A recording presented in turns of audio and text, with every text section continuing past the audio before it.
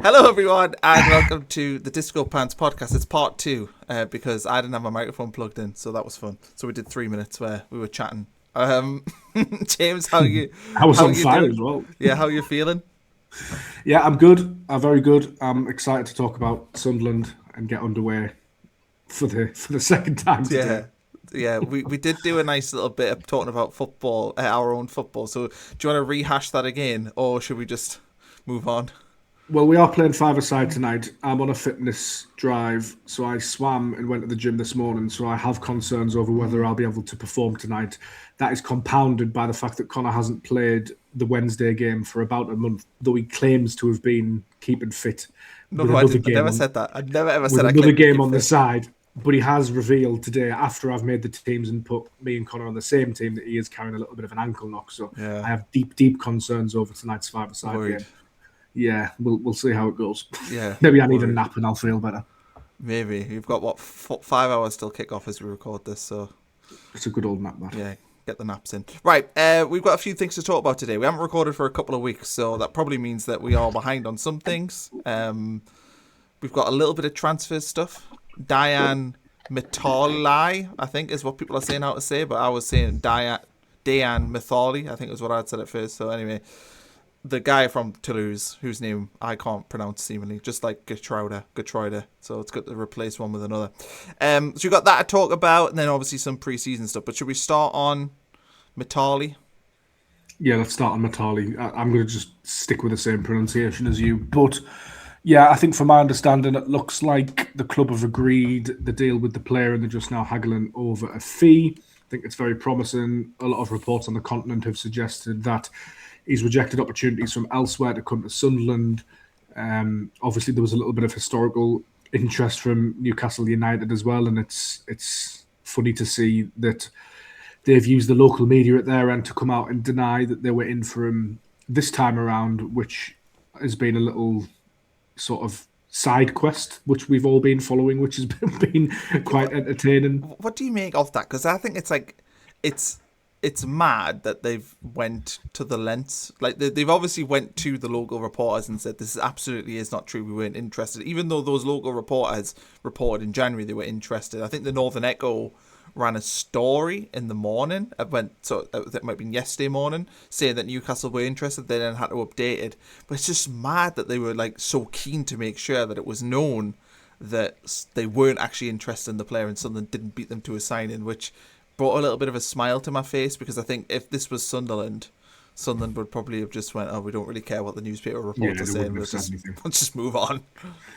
No, I doubt Sunderland would have said anything if the shoe was on the other foot. I do find it interesting because obviously this is a player that Newcastle United have tracked for a long time. They've been scouting him for a long time. By all accounts and reports and opinions in France, like this could potentially be the next great big France left back hope. He's rated that highly. Obviously, there's a long way to go in his career. I think Newcastle were trying to get him in January for a smaller fee. I think a knee injury sort of put paid to that, and it didn't happen. Obviously, they have Lewis Hall as well, who's pretty decent to be fair, but I don't think there's any point pretending that this guy wasn't on their radar. Whether that extended into the summer, I don't know. I don't think at football clubs it's as sort of cut and dry as that anymore. That's like we're not interested in them anymore. Never were, never will be. It's like if the price was right and he was offered to you at the right time, you might have taken a punt. Sunderland have probably got there first. They've nipped in. I don't think it's been sort of a straight shootout between the two clubs, but it's clearly been somebody of interest. I think it speaks to the point which I got absolutely hammered for a couple of weeks ago, but Eddie Howe has since confirmed it in his post-match comments after the Gateshead friendly, and I think this sort of confirms it as well. But the two clubs are increasingly shopping in similar markets. They're fishing in similar waters now. Obviously, that's because Sunderland have advanced so far as well. But obviously, there's been a little bit of a shift by Newcastle compared to last season, where they prioritise sort of Premier League proven players to a degree. Didn't they? They had Anthony Elanga. I know they went for Voltemada, who wasn't Premier League proven, Visser, but Visser, they spent Ramsdale. Ramsey, Ramsdale. They spent big fees on and big loan fees on players who had Premier League experience, and now I think we're pivoting more towards a Sunderland model from a Newcastle perspective. Of course, Sunderland didn't invent anything. You could argue actually that Newcastle enacted this model or a variation of it before, but seem to stray away from it. Obviously, the two poster childs for the Premier League are Brentford and Brighton. You could go all the way back to Swansea back in the day. There's been loads of clubs that have done this, but for me, that is interesting that you have the two Northeast clubs trying to do similar things. I think that poses really interesting questions. And I think if you just take your tribal hat off, which a lot of Newcastle fans have not been able to do in their analysis of this, which has tickled me pink, to be honest. And some of them have raised, valid points that they have enacted a sort of buy young, sell high model over the years, but they definitely deviated from it, and they're definitely moving back towards that now after the success of Sunderland, I would suggest. I think if you take your tribal hat off, it's fascinating because the conversation I've always had with my mates down the pub or at five-a-side or whatever is like, imagine if it was like a Dortmund Bayern Munich sort of situation or a Real Madrid Barcelona. I know those are absolutely massive clubs, and Sunderland and Newcastle probably aren't in their leagues, but if they were competing at the top end of the Premier League table, fighting for the same players, like what does that rivalry then look like? Because it's mad anyway, isn't it? Let's face it. And sometimes the only thing Newcastle and Sunderland have had as a club is to win the derby in a season. That's been the highlight. Full stop, end of, hasn't it? But if both clubs are good, and I sort of think that Newcastle's season's probably been a little bit of a blip last season, what does that look like? I think that's really, really, really exciting because we've just never really seen that in our lifetimes. I mean, the closest we probably got was when Sunderland was seventh. Like Newcastle were decent around that period of time, weren't they? They were coming out of the Keegan years. They had Robson around that time. They were in Europe. They were in the Champions League. They had Shearer. So yeah, I just think that's interesting. I've got off on a massive tangent there, but I don't know what the original question was, to be honest. Talking about Mithali signing. Yeah, I think it is a bit thin-skinned though by Newcastle, and I think it probably shows just where they're at in terms of their fan base at the moment. And I think this is not actually criticism against Newcastle fans because Sunderland have been in the same position before, but it's almost like their fans need a little bit of reassurance at the moment because things haven't been good for the past 12 months, whereas Sunderland as a club and Sunderland as a fan base don't necessarily need that reassurance. Yeah, I think it is interesting. I do think Newcastle have almost got a bit of a crisis of identity going on, maybe a little bit at the moment. Like, well, when you sell a bit of your soul, then this will happen, unfortunately. Yeah, maybe we'll not get into the ills of the regime at St James's Park. But yeah, I think it is interesting though. Newcastle coming out and being so aggressive in their denial of all of this, and it probably does show a club that is, like almost like Sunderland have got under their skin by the way that they've come up, beat them twice in the derby. It has made things more complicated for them, and this is not what I was expecting to be talking about on this podcast today, but here we are. We're again talking about Sunderland and Newcastle. It definitely made their season more complicated, losing to us twice. I think if Sunderland had not been in the Premier League and had done what they'd done, I'm not sure the reaction would have been as vociferous. I mean, they would have been disappointed, but we should probably stop talking about Newcastle because we'll just get called obsessed, even though it's just like general football conversation. But yeah, I don't think Sunderland, from a PR perspective, what they did helped Newcastle with their fan base. I think that's absolutely fair to say. And I think I've seen a lot of Newcastle content creators, even journalists, have pointed that out, that, the Mackhams, as they call us, doing so well has made them feel a lot worse about the season. Because I know it all went south very quickly, but for a lot of that season, they were actually competing on four fronts, and they did get into the knockout phases of the Champions League against Barcelona. That's a really, really good achievement. But then the nature in which it all came crashing down with was it like 3 games in 10 days where they got beaten by us, they got knocked out the Carabao, was it? And then they got knocked out the Champions League. Maybe it's not in that exact sequence, but it was FA Cup. Was it? It was the second half of the season, yeah. Second half of the season, yeah. It was done in like 10 days, the season, wasn't it? And then after that, they sort of failed to push towards the Europa League and all of that sort of stuff. So it's tough, as Sunderland are probably going to find out at some point, when you're fighting on all of those fronts. Yeah. I also think, and we'll switch this over to talking about the new top, but Newcastle's new top, horrific. Barcode, horrendous, one of the worst tops I've ever seen. Sunderland's new home top is gorgeous. Is one of the, I think, will be one of the iconic Sunderland tops out. It might be maybe just because it's new, but I feel like it's maybe the best in my life. I think the one for me that maybe compares is that 99-2000 one, but that could also be me being biased because that's the first top that I Is had that- as a kid. Is that the Nike one? No, that's the it's our first year in the Premier League, the Essex. Or Oh, Essex right, yeah, on- with Quiddy, yeah. Yeah, that's my favourite, I think, but I think this one is definitely going to be the favourite. I think it looks unbelievable.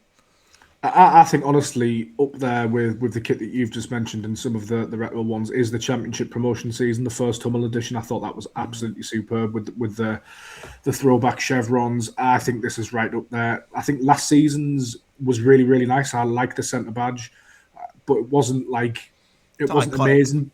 It's not iconic, but given what Sunderland achieved in it, I think it probably will become iconic. Obviously, 2 derby wins, qualifying for Europe, staying in the Premier League, finishing 7th. This, I just think, is absolutely beautiful to look at. I think it's sublime. I think leaning into the history is a really smart move.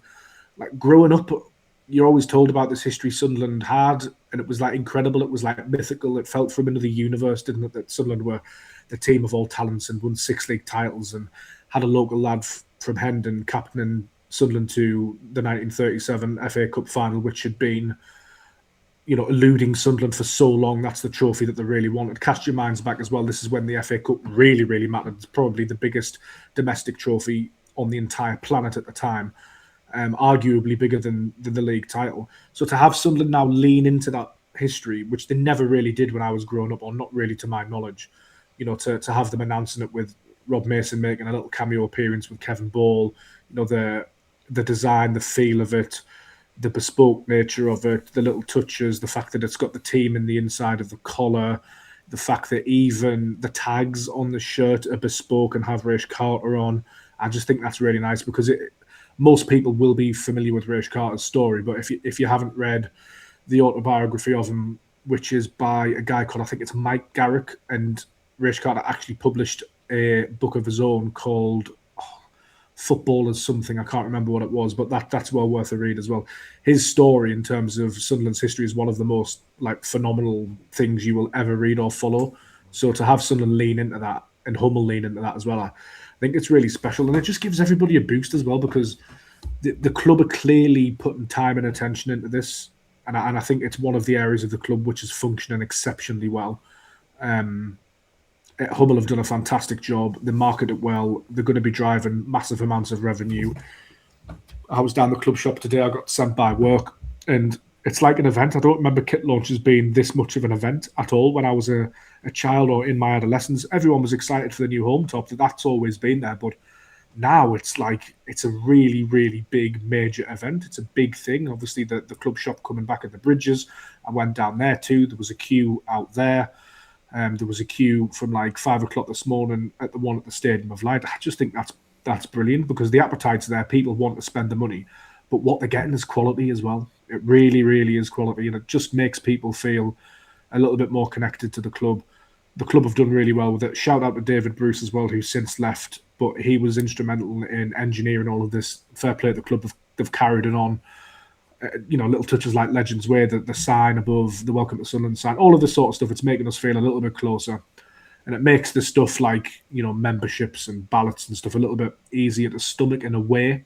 But yeah, I think they've just done an amazing job. I mean, even the away partnership with the Elvis, I think is the shirt's not everybody's cup of tea. I don't mind it. I know a lot of people don't really like it. I probably won't buy it, but when you break down the commercial rationale behind it, it is an absolute masterstroke.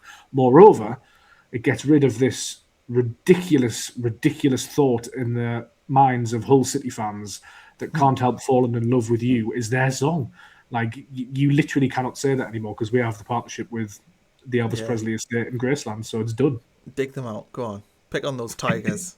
I've never understood it. It's such a Sunderland thing. We both shared the song at the same day. Did we? As far as I'm aware, this is the way that the story goes, right? This could be wrong. Correct me in the comments. However, this is what I tell people on the tour. Sunderland played Hull on either the weekend that Elvis died or it was announced during the game or something like that. And both sets of fans at Hull started singing that song, which is why both clubs sing it. But Hull have not consistently done it throughout the history, though, have they? I've got no idea. I don't think. I mean, they'll probably get in touch and hammer me, but I don't feel like that's always been a whole thing. Like, I don't dispute the history, but I don't feel like every time Hull have come to the stadium, I've like, oh, I've been to Hull. No, and they've actually never done that. Yeah. So I'm a bit perplexed, and I'm sure like a Swansea or a West Brom started singing it at some point as well, and I was perplexed by that. I'm just going to do a quick But Google. Football is full of these little weird things because if you watch footage of the 1973 Cup final, the song they sing at the end is "You'll Never Walk Alone." Yeah, that's because a lot of teams at the time were singing it. That was like a general But football. it's then become a Liverpool Celtic sort of Dortmund thing, hasn't it? Yeah, I think Celtic copied it off Liverpool, as far as I'm aware. We could be offending a lot of people here, by the way. Just throwing that out there. Anything to get the views up. Yeah. But no, as far as I'm aware, wise men say in Sunderland and Hull is because we sang it at Hull, I think. I don't know. I could be wrong. But it's not a whole thing. Well, it's not, because also we've made it, like, it's so clearly our thing, and unfortunately, Food Chain, is that picture of Sunderland are bigger than Hull, unfortunately for Hull, and that means that the song will always be associated with Sunderland and not Hull. I do think, though, in the last sort of 10, 15 years, Wise Men Say's come up a level at Sunderland. Like, it was kind of a song that was played, but now it's like a real part of the identity, whereas I think it used to be sort of a side thing. And what's interesting is the Paint Your Wagon song, where you clap along, that sort of died, I would say. I mean, they still play it, but it's not a thing. And if you remember, Ready to Go died to death under Donald and Methven. It wasn't played at all, was it? Or maybe it was played during the build. That was killed by Ellis Short, because we had like the beginning of the twist. We had Kanye West. Yeah. Because I remember, actually, people might correct me in the comments, but I'm pretty sure the first time, if not one of the first times, that Ready to Go was brought back to the Stadium of Light was the Sheffield Wednesday League One playoff semi-final at home. And I remember thinking, or maybe that's just the time that sticks in the memory, and it might not have been brought back along. He might have brought, but that's the first time, because the stadium was full. I remember thinking, "Ooh, that works well," and it's worked well ever since. And I think it's, to be fair, I think actually Sunderland under Kieran Louis-Dreyfus have done a really, really good job of building the match day atmosphere. It helps when you win it, of course, but I think with the lights, the light show, all that sort of stuff, the build-up video, the fact that it goes all around, the LED advertisements, that hype video with Xhaka, all of that sort of stuff. I think they get the match music pretty spot on now. I think Rory Fallow does a good job of hyping people up. It's really good. Which is really, really important. So I think in that regard, I think they did a pretty good job, don't they? Because that was the thing for years, was like, how do you get Sunderland's atmosphere back to what it was? And I mean, winning games is probably like 85% of it, but the other 15% they do really well. Well, I think cheeky plug for the book here, but got a book coming out where I cover off a lot of these things. You've got a book coming out? Yeah, I do. Yeah, mate, I do. I don't know if you've heard about it. No. Sunderland are back. It's in ALS. I'll put the link in the description, or you will, whoever uploads this video. But anyway, one of the things that is talked about in that book, my book, the wonderful book that's coming out soon, is talking about the fact that to really appreciate the good times, you have to go through the bad. And we get this, again, we'll reference our friends up the road. But, when they were in the Premier League in like 13th place and they were complaining about Mike Ashley, oh, it's a disgrace, it's this, it's that and the other. And we were like sat in League One losing games against Burton Albion. I always pick on Burton Albion, but they're always, I think, the smallest team. Leicester City's under 23s as well. Yeah, oh God, that as well. So like all those sort of moments that were absolutely horrific, I think without going through that, I don't think Sunderland could ever come back and be this. Do you know, if we got relegated in 2017, we just came back up in 2018 and then plodded along, the club would have just sort of continued along the same line of being a little bit tired and stale. Whereas because we basically died, the club as we knew it, Sunderland right now is a completely different club to Sunderland 10 years ago. So I think that old club almost had to die. You could make an argument that Methven and Donald, killed it by pulling everything away from it. And you could also argue, I don't think they meant it this way, but you could make an argument that because they did all that and stripped it back to nothing, it became easy to rebuild the club, which is what Kirill ended up doing. But I don't think if we'd went through them hardships, I don't think this is actually possible right now. I think the two are intertwined, and that's why maybe we'll look back probably in 10 years' time and look back at the years in League One, maybe with a bit more fondness because of what came after it. I think to appreciate this now, which is possibly Sunderland's greatest period, certainly in our lifetimes, this next period hopefully is the best we'll ever see. and it'll just go on and on and on. To appreciate that, though, we've got to go through the evils of the League One days and everything else that came with that. Do you think, though, and I didn't really feel this at the time because everything was such a mess and it was so horrendous, and not to go like in too deep, but like we fell out, everybody was falling out with each other. There was like podcast wars, it was divisive, it was rubbish. We're in League One. But don't you think in your analysis now, having had that experience, especially because we were quite young at the time, like early 20s, that it's helped us to have this journey through the divisions, through takeovers, through ownerships? We've seen the fallow years, but we've also seen success. I feel like it's hardened us as football supporters, but also in our analysis as well. We've got, a broad spectrum of things have happened to us. We've seen a lot of events at the club. We know what a bad football club looks like. We sort of know the warning signs now. Whereas before, particularly towards the end of the Ellis Short era, I think everybody just had their head in the sand a little bit, didn't they, in terms of the money side of it. I know football finance has become big business in football now and everybody's interested in it, and they weren't necessarily back then.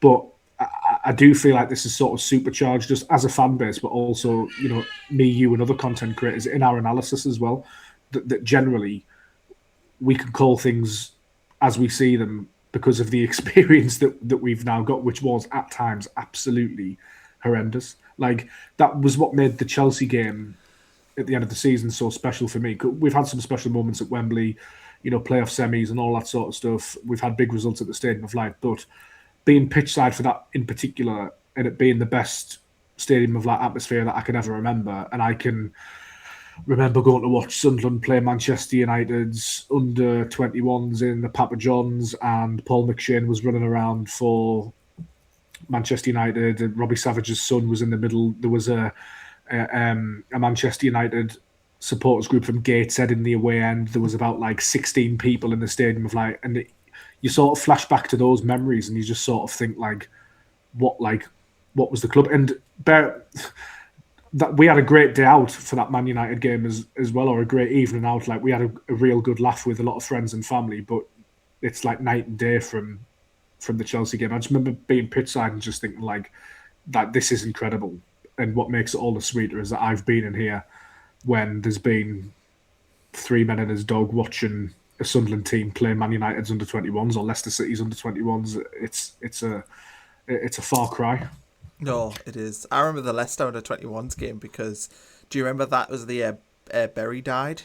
And so every season ticket holders got in for free. So they opened the whole stadium up and still nobody came, even though it was a free ticket. And we got absolutely done over. And I think Leicester had some really good quality players playing that night when they beat us. I think it was 4-2 or something in the end.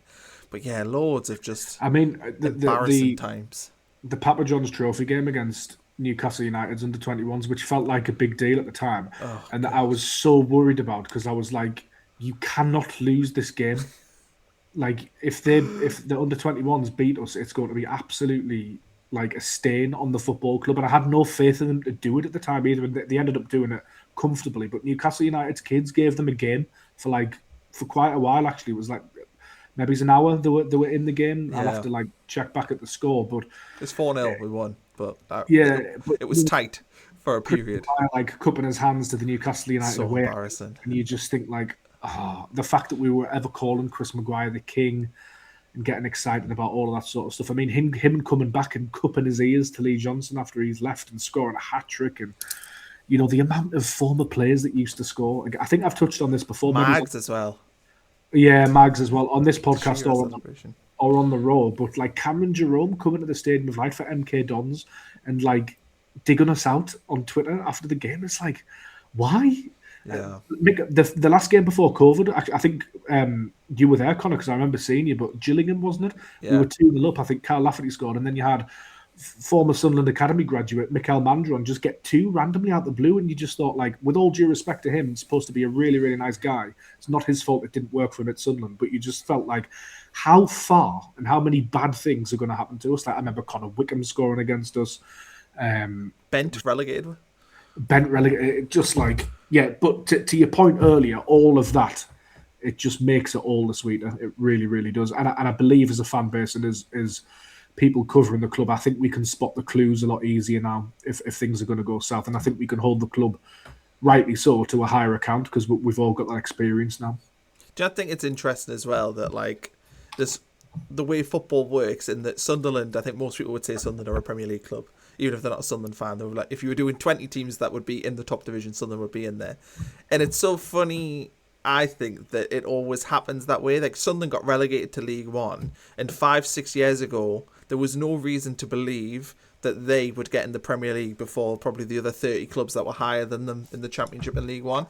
And yet, somehow, Sunderland find a way to do it within 3 years, and they're back where we historically think they should be. But yet, you got other clubs like Bristol City have just sat, and they've got revenues. Like, Bristol City I think, had the highest revenue after Sunderland when they were last in the Championship for a non-parish payment team. So they've got money. They're a big city club, and they have just been sat in the Championship and League One forever. And there's other clubs like that. Preston sat in the Championship forever. Even Middlesbrough, 10 years in the Championship now, and they can't get out. And yet Sunderland, we went through that horrific low, but yet we still bounced back. And it's so weird that football kind of works in that way, where you always sort of return to what your historic sort of place should be, which for Sunderland is the top flight. And I just think it's weird how football works in that way, that clubs always just bounce back to that, even though there's no rhyme or reason for Sunderland to have actually done that when you look at what we went through in the sort of 5 years before the last 5 years.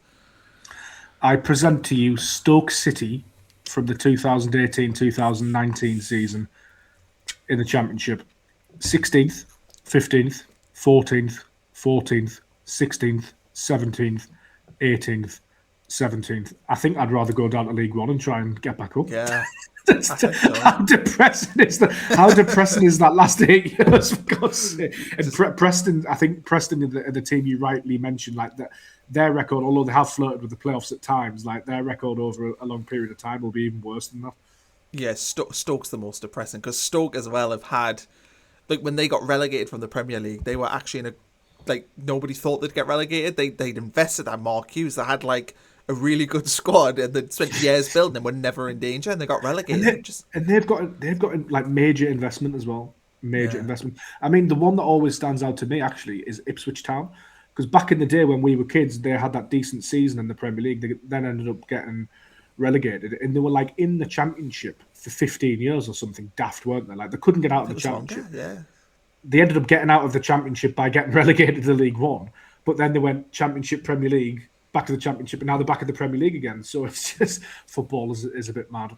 Sometimes though it's better though, isn't it? Because if you're stuck, I was talking to George Ellick about this, which is not the top 20, and it's like, if you're in the Championship and you're trying to push for promotion or trying to just survive, the problem is your cost base is so high and the financial regulations, it's so difficult to do that. Whereas if you drop into League One, you can then lower the quality of your player, lower your cost base, but it means you can actually invest in sort of younger, like what we did with like Serkin, say. You can start getting in players like that to actually build your teams. Like sometimes it's almost, Birmingham did this. They got relegated to League One and they were able to spend an absolute shit ton of money when they were in there. And a team like Wrexham coming through the National League, they can pretty much spend whatever they want, and it stood them in good stead. I thought was, obviously I haven't read the book yet, but I've heard you talk about it, and you've been on the Rock Report podcast recently as well, and we were discussing this before we came on air, but the Kiefer Moore story, in a sense that Sunderland wouldn't push the boat out and sign him for £30,000 a week or whatever he was on.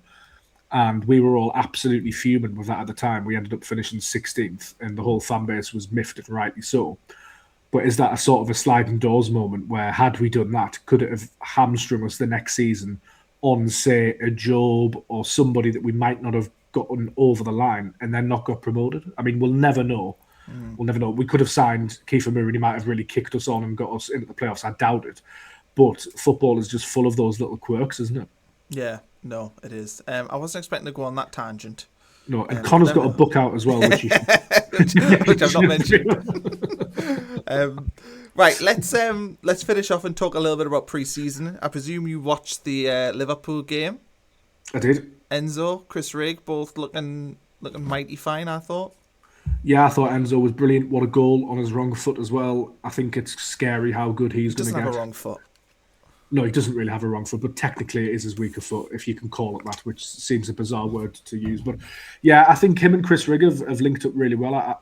I find it interesting how like quality players just seem to gravitate towards each other. Like you saw it a little bit with Ahmad and Roberts, didn't you? Where They weren't necessarily like really close off the pitch, but when they got on the pitch, they were just drawn like magnets towards each other because they could bounce off each other and play off each other. And I feel like Rigg's sort of developing that with Lafay a little bit. I think it's really interesting though because Chris Rigg, to me, along with Enzo, actually has been the standout of Sunderland's pre-season so far. Particularly the most interesting question in terms of where does his position lie? Where's he going to play? How often is he going to play? Because he's a really interesting case study, isn't he? But obviously now you've got, I think Diarra's back. I think Sadiqi's due back soon. If not back already, he might already be back. Xhaka is due back soon as well. So then you start to think like, well, actually, where's because Enzo's going to play now, isn't he? Because he's cemented himself. Where's Riggy going to fit into things? But he's obviously impressed. So he's doing all of the right things. But I think it's going to be very revealing in the coming weeks because I would say after maybe it's not the next pre-season game against Leeds, but certainly after the Wrexham game, I think you're going to want to start maybe developing what your first 11's going to be against Ipswich Town. Obviously, we know Granit Xhaka and a couple of others won't be back until Sunderland get back to Europe. So, but you want a bit more of an idea, don't you? You want to be sort of closing the loopholes, and it'll be interesting to see where Rigg fits into that. But yeah, Enzo Lafay, first name on the team sheet for me in that number 10 role. He is, yeah. But I think it's interesting that Rigg's playing sort of as an 8. And I sort of thought last season that there wouldn't be the trust in Rigg, and I was a little bit worried about this. I was like, we've got obviously Habib Diarra and Lafay who can play as the 10s. You've got Siddiqui and Diarra could sort of play that 8 role box to box, and then you've got Xhaka sort of sat there as the only one that can play that actual sitting role. But now I look at it and I think, is it possible that we could play games with Siddiqui and Rigg sitting as the 2 deeper ones, and then having a Diarra or Lafay further forward? Like, is it possible that we're not replacing Xhaka directly because we're not having somebody playing that role, but what we are doing is putting 2 sort of more sitting defensive players in there, which we did in the Championship quite a bit. Yeah, and I think Rigg, though, I didn't think would be trusted to do that, but I think what we've seen in pre-season is that he absolutely can play that deeper role, and I think it's good for him because he needs to establish a place in this team. I think putting him out on the right wing isn't a healthy option because that's not where he's going to be long term. I think in the number 10, that's probably where he thinks he should play, but if he can play that number sort of 8 role, be box to box, he's got legs, he's got energy, he's got tenacity, he's got aggression, he's got a lot of the qualities you want. He seems to have filled out. I feel like maybe that number 8 position is actually where we're going to see Chris Rigg flourish, and not on the number 10 as we sort of all thought. Yeah, I think he's a 10 or an 8. I think it's too early for him to be sort of discussed as a number 6 yet, or a sort of Granit Xhaka alternative. Although I believe he could play there one day, given his talent. You've listed all of his attributes there, and you're right to do so. But I think his mentality is just spot on. Like, in terms of just being aware at 19 years old of exactly what you need to do this pre-season to make your mark, and he's just gone. Yeah, because I mean, it's a strange life as a footballer, isn't it? Because you've just got to prove yourself over and over and over again. And he's been proving himself since he was like 8 years old, and he just continues to do so. A lot of other youngsters or people who had got into his position at a club like Sunderland might rest on the laurels, might take the foot off the gas a little bit. Well, I've played 100 senior games and I'm 19 and I've won promotion from the Championship and I've scored in the Premier League. There is just none of that with Chris Rigg, and he's come back into pre-season raring to go, and it shows in his performances. He's trained in the off-season, he's worked really, really hard, and he's just put himself in a really, really good position. And I think the thing we know about Sunderland, particularly Reggie Slibreese as well, is that he values hard work and he places trust in hard work. That's why Trey Hume's in the team, obviously because of his talent as well. But if Rigg's showing that on a daily basis, I think he's done himself absolutely no harm this pre-season at all. And with the extra games in Europe, I'm backing him to have a good impact on our season. I think we saw it towards the back end of the campaign. Like, he really started to come into his own. And, progress isn't always linear at a football club. I think maybe as we expected Chris Rigg just to keep on improving and improving and improving, because that's what he's always done. But there are always going to be little road bumps, and he didn't play a lot last season. But when he sort of found his form and got back into it, he still had a positive impact. So even in his first, maybe his half fallow season, you could argue, or his first season of adversity, he still managed to contribute positively, and I think he deserves immense credit for that. No, I agree. I think that this could be a very big season for Chris Rigg, and I think it could be a very big season players like, we've talked a lot, Habib Diarra, Chemston, Talby, Nilsson, Angulo. We've got a lot of players who could have big seasons. I think we're rigged as well, though. I mean, I'm sure we did a Disco Pants episode after the Port Vale game, and we discussed, like, I think I was against, but should Chris Rigg be loaned out because he was poor? The whole team were poor. But the mentality of him to bounce back from that, to back himself, to regain the confidence, I've just been massively impressed with that. Yeah, I agree. Is there much else to talk about? No, Habib Diarra, I'm also backing him to do really well this season. I was asked about him, I think on my Instagram I did like a little Q&A, and somebody said like which player you're picking to... Proper influencer now, you. Q&As on the Instagram. Well, I haven't written a book, so maybe I should do that. Yeah, you should do that. But, I think Habib Diarra with a full pre-season coming off the back of a World Cup, if he can stay injury-free, if he can try and nail down a regular starting position, I think he's just got all the tools. We criticised him at times last season. I think deservedly so. He came in for stick after the Villa game, but I thought he contributed really positively against Everton when he came on the right-hand side. So another player who can play multiple positions. He could play as a 10 or 8 or even off the right-hand side. So, with his physical attributes as well, maybe he just needs to improve his decision-making a little bit. I was looking at his profile today, just generally for work, and we forget he's still only 22 as well.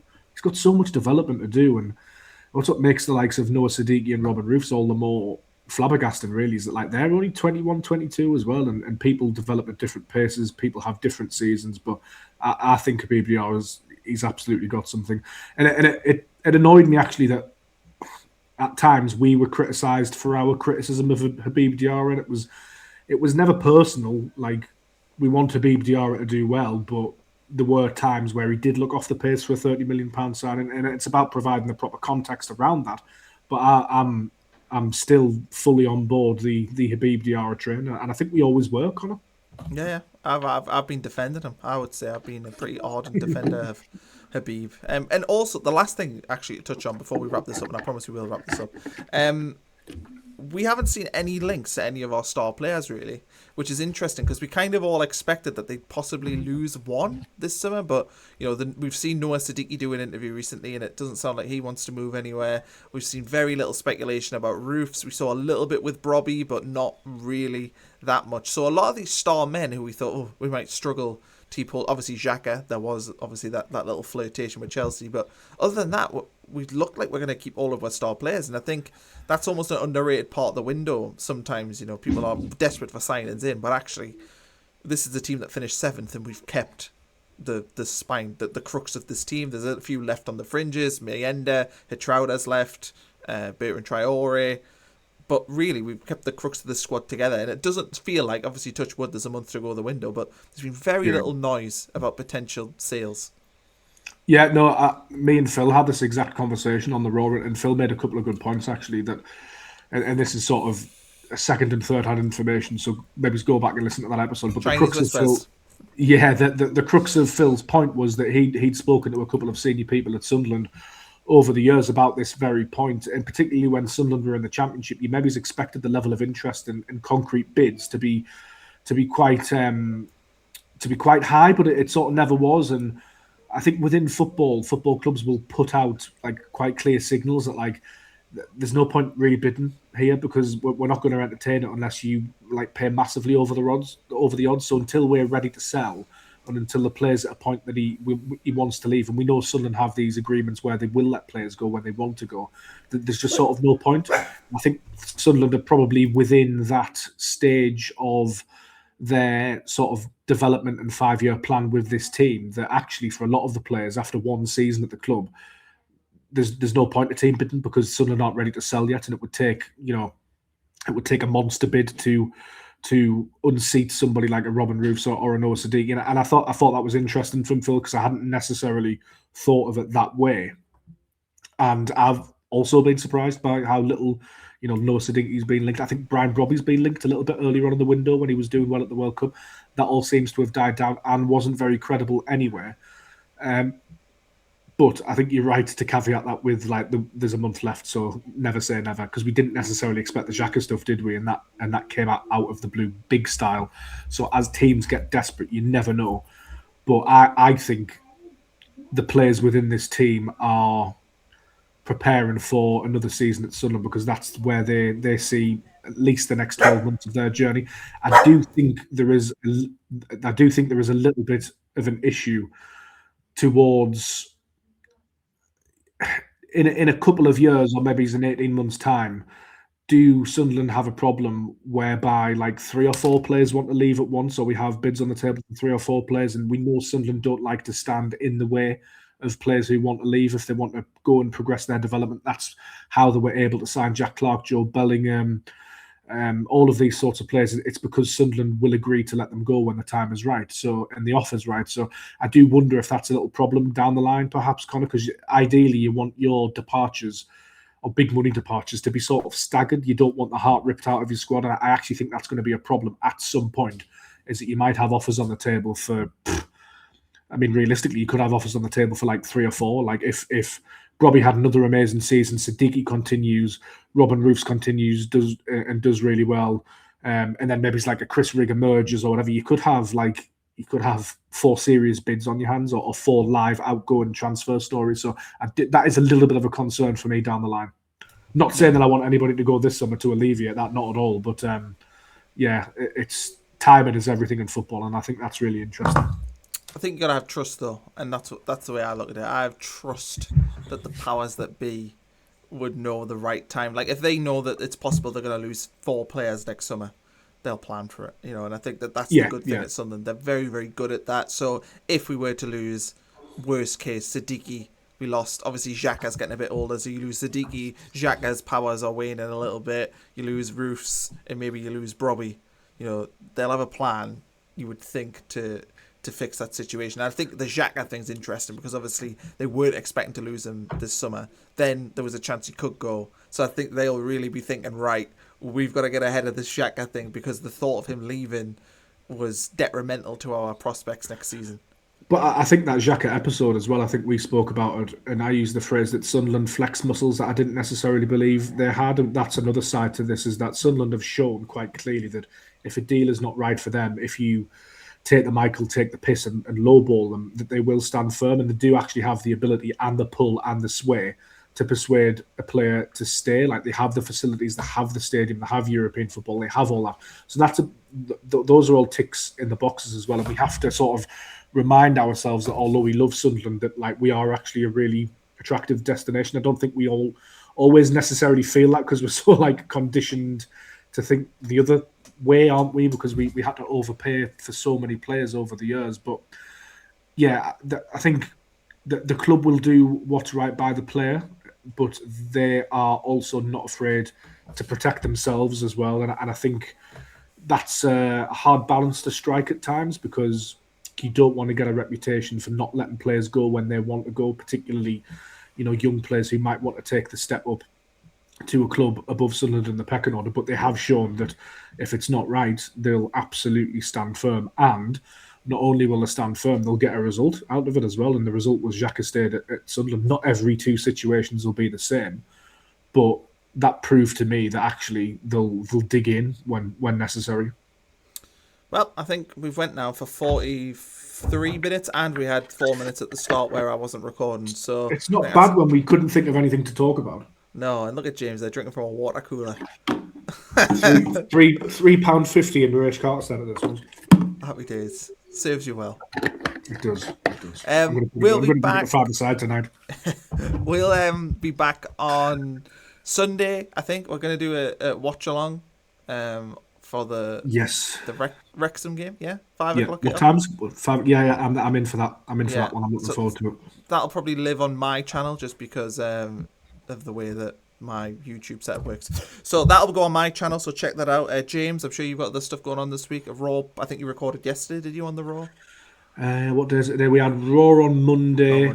I actually had a really, really good chat with a former Sunderland player, Kelechi Chibuwetsi, the goalkeeper. I get really excited about this sort of stuff because I'm sad, like, people won't necessarily know who he is, but he was sort of like Sunderland's 4th choice for a little while, and he was at Chelsea and Leicester. He's actually retired at age 22, and he's now working as like a salesman in London, but he's taken to TikTok as well, which I'd recommend everybody go and have a look at. And he's sort of trying to tell his story a little bit. And I approached him for an interview because I actually enjoyed watching him play. And I always find it bizarre when these players drop out of football, because I felt for sure that he had an opportunity somewhere. Maybe he's not at Sunderland, so I was very surprised to hear that he'd retired. He was absolutely amazing to talk to. He gave me some really good insight about the academy, about Luke O'Neill, about Graham Murty, about his own journey, like the rigours of being a goalkeeper who's third or fourth choice, who's never going to play a first team game for a club, can be really mentally challenging. He talked about falling out of love with the game. So it was a really, really good interview, and I thank him for his time, because really articulate gentleman as well. So that's going to be out on the Sunderland website in the past, over the next sort of weekend or so, maybe. So I'll get round to it. But actually, Connor, I might approach him and see if he fancies doing a podcast, because I was blown away by how good a talker he is. So we might collab on that at some point. Yeah, get him on the Disco. The first time I'm telling you about it is now, but It's fine. You put it in public, so we'll do it. Thanks everyone for watching. Please like, please hype. Hype's the new function, James. Got to tell everyone to hype the video and subscribe. I don't understand hype. I've never understood hype, but yes, hype the video. Yeah, everyone's got hype points. What's better, a hype or a like? I've got no idea. Do both. Do both. They're both free. Do both. Don't dislike it, whatever you do. Yeah, don't dislike it. Yeah, I think that just about sums it up. So we'll see you all on Sunday, if not before. Maybe we record before if something major happens. Who knows? But yeah, we'll definitely see you on Sunday at about 4:30.